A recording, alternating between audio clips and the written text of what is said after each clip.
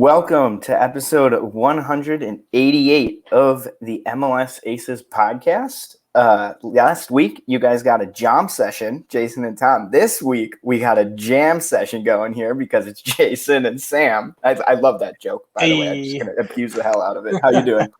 Hey, fantastic. How about you? I mean, we're just jamming. Just jamming tonight. We can just jam all night long, right?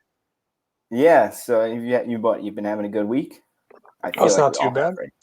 Yeah, I was going to say Sunday night started a fantastic week. Before we get into that, I have a story that I said I was going to tell you. Yep. So last Friday, right? So last week on the pod, I talked about my neighbor's soccer game, right? That I went to. Yeah. I don't know if you heard that part. I did. But so she's really good. Yeah. She had a second game Friday. And I was like, you know what? I'll go. Why not?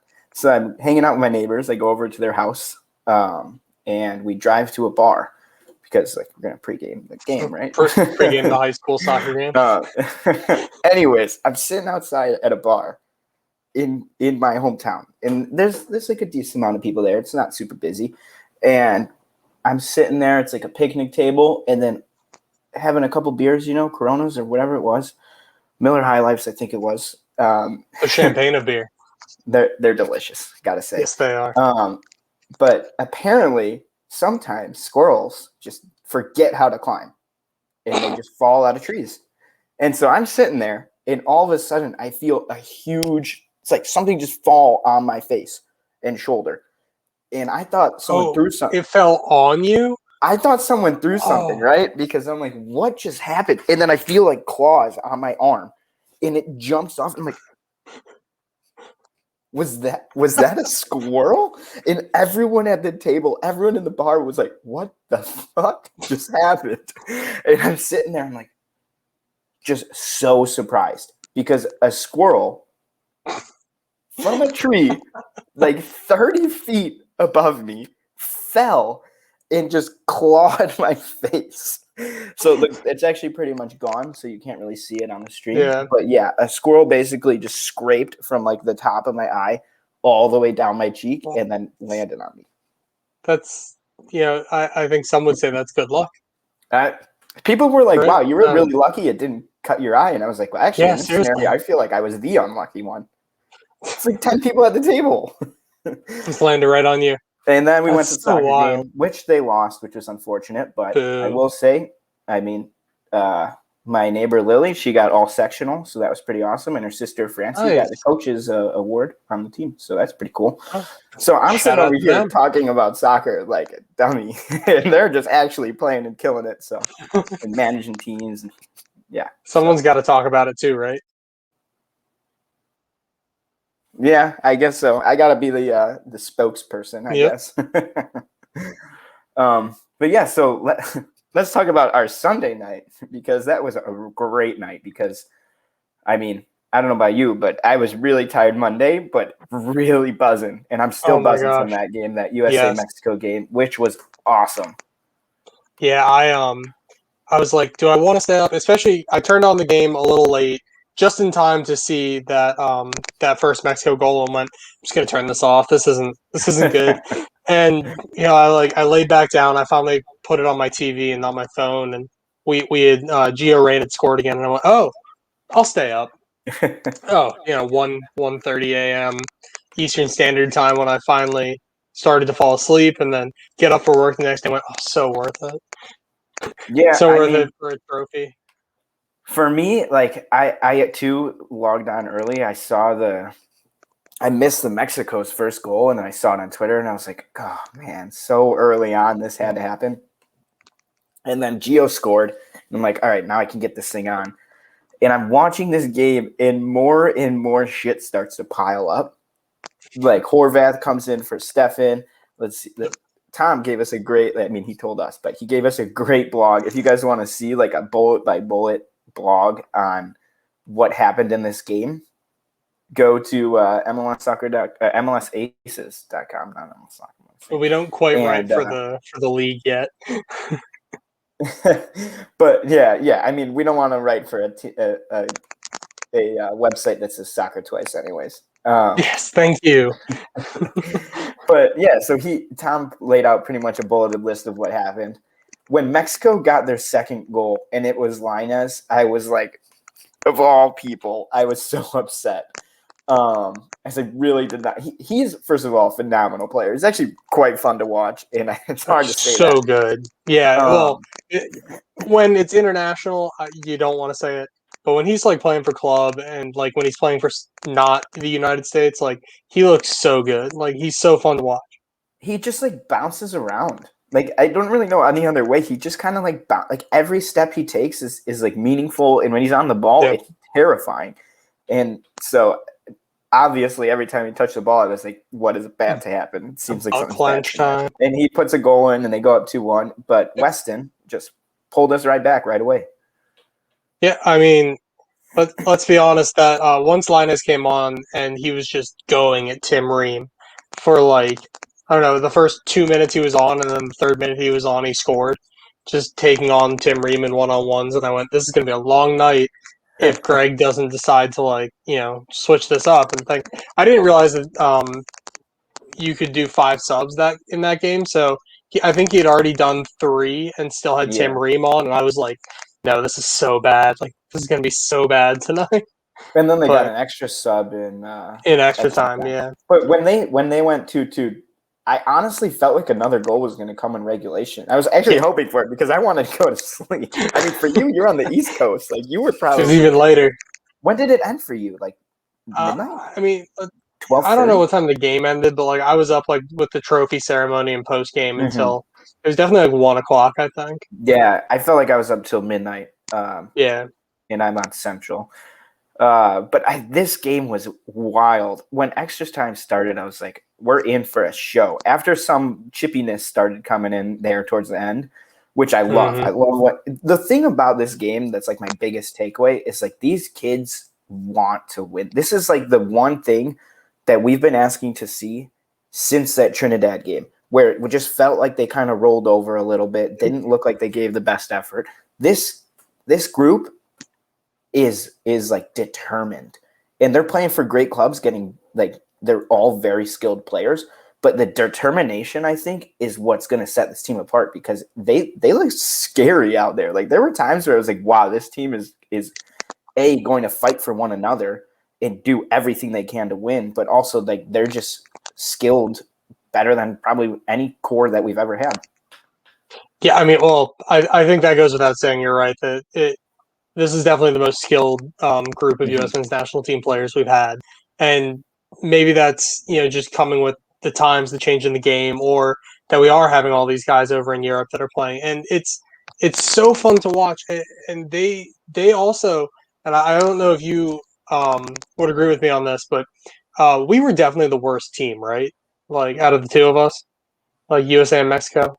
I'd say overall we probably were, but I didn't feel like it was that far. Like if I were to watch it again, I'd probably want to watch it again to actually see more of that. But on like the first watch, it wasn't like we were getting dominated by any means. It was a very competitive game, and I think where the U.S. took their advantages was in that like chippiness. It's like Mexico showed their chippy side, and the U.S. just kind of punched back.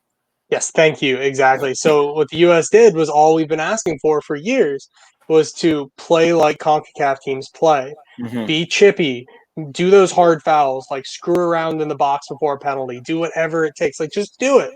And for the most part, I think the U.S. men's national team always had that like, oh, like we're from the United States, like we don't have to play that way. You absolutely have to play that way, and like especially when the refs aren't going to call anything like that, like you got to just play hard and just do it. And like guys like Weston really went for it. Gio did. John Brooks really was putting in that CONCACAF, that elbow on Lainez before that PK. Like that was it's those little things. And considering that Mexico dug out the penalty spot before, a hole. Like it was a giant hole. And so it's like, yeah, you know what? Like we can do it too, and we came out on top. And I think that really shows a lot about them. I think just to add to that penalty point, like when I saw that on the TV, I was like, did they just like rip up an entire piece of sod or something? Hole. It was like ridiculous. A full hole.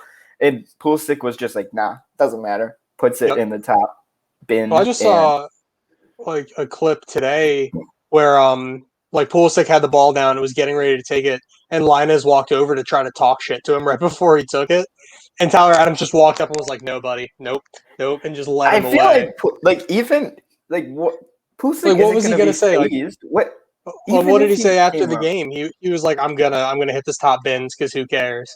Like, Pulisic is a player at this point. Like he just won a Champions League and played valuable minutes. Like me and Tom talked about last weekend or week or whatever. I don't think Pulisic is like, oh, this guy who doesn't literally like doesn't matter to me. He's just gonna put it where he wants to put it. Yeah. That's like I don't know if resilience is the right word, but it's like that's what you're looking for in it's that mental star toughness. player. Yeah, just toughness. Just Pulisic looked at it and was like, because for a long time, when he was obviously our best player for a very long time. Well, I don't know about very long time, but pretty long, and he would get hacked to shreds in these CONCACAF games all the time, and sometimes it kind of seemed like he just braced for it, I guess, braced for impact instead of trying to like fight through it or fight back a little bit. Now that's all gone. He's fighting back, and he with the rest of the team, especially like Weston McKennie, that guy is gonna get into any battle possible. Weston would be like the best friend to have. That guy will fight for you like you wouldn't believe. Right, I love his like facial expressions during the game. Like, I go up to the ref and be like, "Oh, okay," and then turn around and just curse at like another player. Like, I'll fucking kill you, man. He's got like, I feel like he has such a hold on just who he is. Like he just knows what he wants to do. He's got such a great confidence. That is like a phenomenal level of confidence where it's just he goes into any conversation with anyone. It could be like Kylian Mbappe or whatever, like someone amazing, or it could be like the coach of the other team, and Ronaldo. Ronaldo, Messi. I feel like he would look at all those people and just be like, another team to face. I'm better than you. It's fine. Yeah, and he would just make his facial expressions and ping balls around and score goals. I mean, first of all, tackle hard. That goal that he scored was so obviously going to happen for so long. I feel like he got a header on every single corner. Well, that's just it. Like, every time we got a corner, I went, all right, like, clearly Mexico cannot defend these. We're going to score, right? Like, at some point. And then Ochoa just kept stopping them. Ochoa made a couple stressing me out. saves. Oh, Ochoa, like, without a doubt in my mind, is one of the best goalkeepers, like, that CONCACAF's seen in a long time. Like, him, Navas, and like Tim Howard, like those three, like CONCACAF deserves a lot of credit for having three amazing keepers like that. And he's still top of his game, but how old can't do it at club level. 32. I don't know. 32. Yeah. Well, I mean, he is single-handedly kept that. I mean, put it into extra time. To be honest, like he saved a lot of really nice saves. He's 35. 35. Wow. Oh my. Is there any player that really stood out to you that maybe wasn't in like the major news circles, or even if they were like Reyna, I think was really good, but he obviously got a lot talking about. Yeah, I think let me go through that list. I think Reyna had a good game. I mean, obviously he scored the first goal. I think he's just so silky smooth on the ball that like he's kind of like that Linez move where it's just like everything he does, every touch of the ball is going to be something impressive, and like he showed that again. Pulisic had such a quiet game that like it's kind of tough considering he scored the winner. Yeah. To me, I think he had 15 touches in the first half. The second half, he totally took more control, though. Yeah, and it's just that was tough to watch because it's like, come on, Pulisic, I know you want the ball, and I know we're trying to get you the ball. He had a couple really nice runs, I'd say, in the second half that I was like, wow, this is part of why we started to have more chances on goal, because him just running up the middle with the ball, dribbling through people is absurdly good. Just fast. He just has to keep doing take-ons. Like every time, like he's one of the most successful players in Europe when it comes to take-ons. So he just needs to keep doing that. Yeah. I'd say Gio, like, I have to keep reminding myself that he is 18 years old. Oh my God! Man. Like every time I look he's at him, a grown-ass man. Him and Pulisic are like the same age or whatever. But no, it's like 3 or 4 year difference, which is insane. He's got so much skill. And he's just going to keep getting better.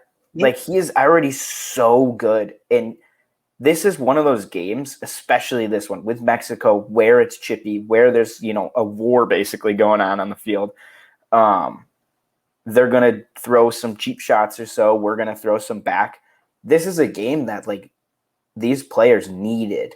I think this Mexico game, I think I read it somewhere on Twitter. I don't remember who said it, but like, this is a turning point. It honestly might have been you or Tom or something. I definitely said something about that. Like, this game really is a point where it's like, we didn't just beat Mexico. Like, this is why I'm still, like, really buzzing about this game a week later almost. Like, we didn't just beat Mexico. We showed, like, how strong the team can be. They came back from 2 deficits, whatever, 1-goal deficits, and brought it back both times and then won an extra time. It's like 120 minutes against a good Mexico team in a competitive atmosphere for the most part. I mean, it was technically a competitive game, but I mean, whatever you say about Nations League, some people have different opinions. But it's a competitive game, and they showed that they wanted to win, and they did win. And that's, I think, the biggest thing.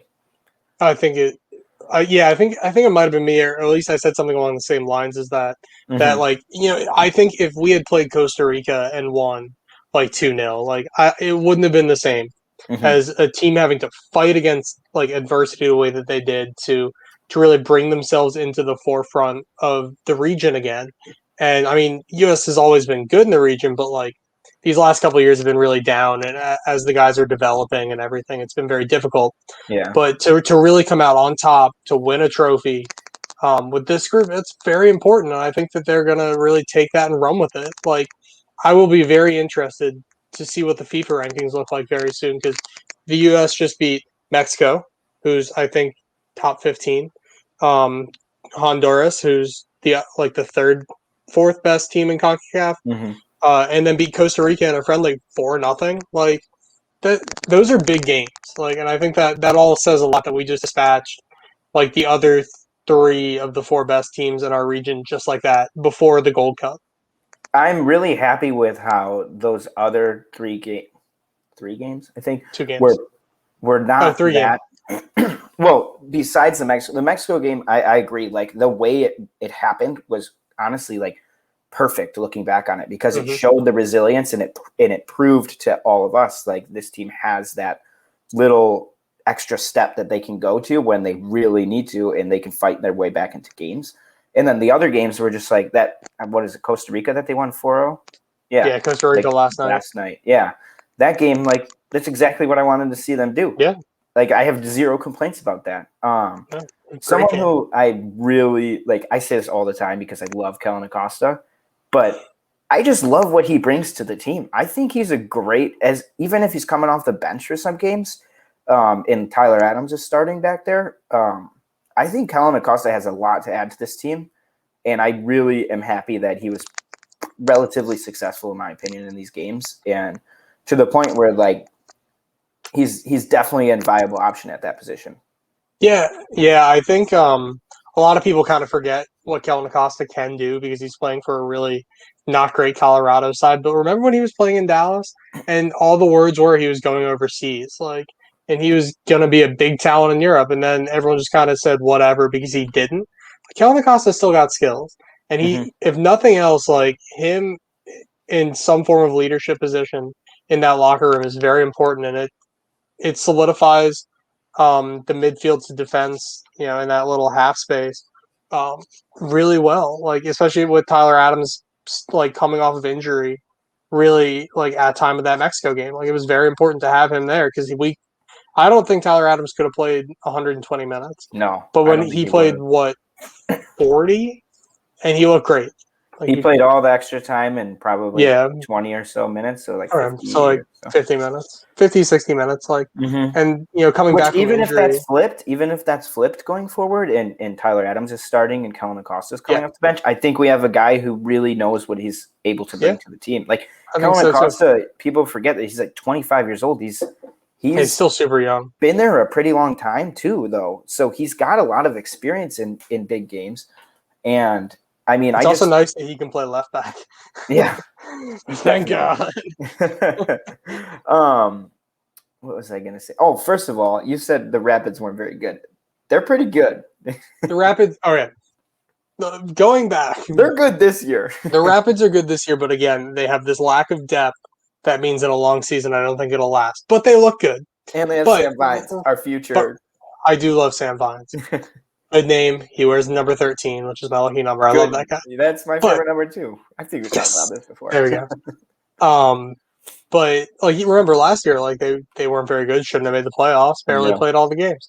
So it's just I don't know. But like again, Colorado also isn't top viewing from Fox Sports or ESPN. Like you're not going to see a Colorado game, so really you don't know what.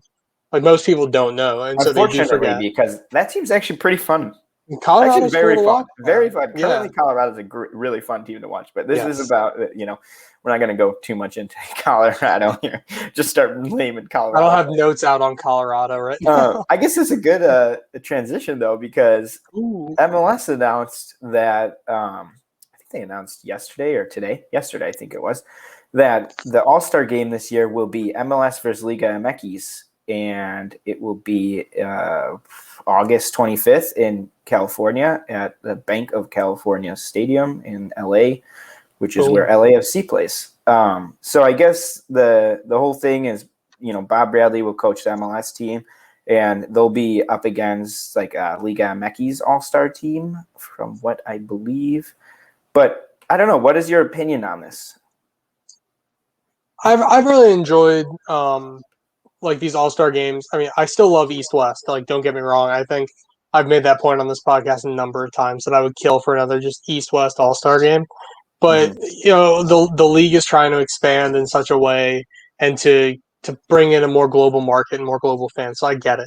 And playing all the European teams, I think, is fun, like in a preseason way. Like you get a lot of people watching. This is going to be a fucking grudge match. And if you don't think it is, you're stupid. Yeah. This is going to be nuts. And it won't be on the part of MLS players because the MLS players probably don't care. Liga MX like definitely cares about being number one in the region. And I don't watch enough of their games, but I know that they will kick our ass up and down the Champions League. Their All-Star team is going to be good. They're going to be incredible. Yeah. And I mean, and our team will be great too because our All-Star teams are always good. But I think this game is going to be very intense. Well, I think, I think that's going to be great. I'd be a little worried about injuries though. It's not going to be.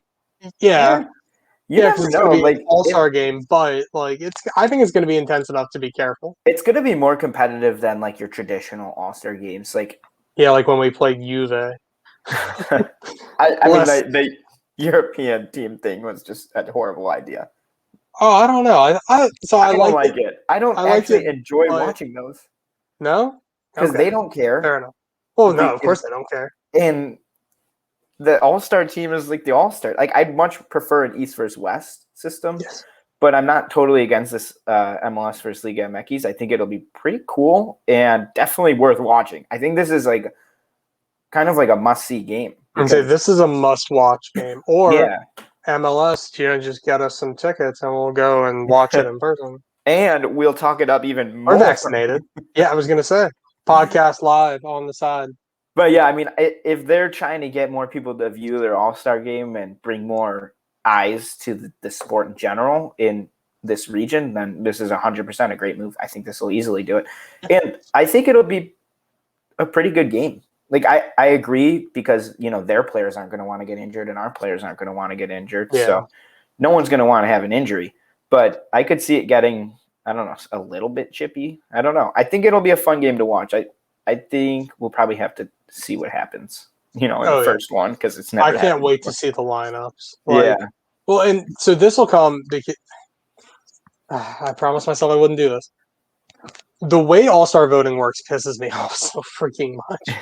Jason, and I think you know this. I think we've discussed this many years at this point. But I hate all-star voting because all they do is they pick the big names or the teams with the biggest fan bases pick the players. And that's how you end up with Brad Guzan and net against the Liga MX All Star team, which is not a good pick. And so I really hope that, maybe MLS kind of goes, look, like, we need to actually put up a good showing, have a good defense. Don't play a 3 at the back formation against them either. And actually build a real team, maybe? I don't know. Yeah, I agree. Do you have anything else you want to add about the All Star Game or the U.S. teams? No, USA looking good. Daryl Dike first goal. I love it. I love it so much. Reggie Cannon first goal too. Reggie Cannon first goal. What a good on the left foot too. Like what a sick move. And just the positions that he was getting into was really awesome. That game was a lot of fun. Cannon we didn't stepped up. Yeah, we didn't talk too much about that game, but it was actually pretty enjoyable. So, I guess that'll do it. You can find us at MLS Aces on Twitter. I think Tom got the at MLS Aces on Instagram as well. So, I think he did, Now it's real simple. You can find us at MLSAces.com for all our blogs. We got a lot of blogs coming out pretty frequently and about a whole variety of things. So definitely check that awesome. Out. There's a Patreon. Definitely a link on the website, I think. I don't know how to link that. But yeah, you can go be an ASL and hang out with us and chat with us from time to time, which is pretty fun. You can find me at Jason Vivang on Twitter, Sam at Uncle_Sam XIII. So yeah, it's really easy when I can read it right off the screen. When it's right there, right? And then Vaughn and obviously that was cool. Vaughn and Tom obviously couldn't be here. Vaughn is at VI Pullman, POLLMAN, and Tom is obviously at MLS Aces. So yeah, you can find us at any of those. Thanks for listening. This is MLS Aces Podcast 188. All right, peace.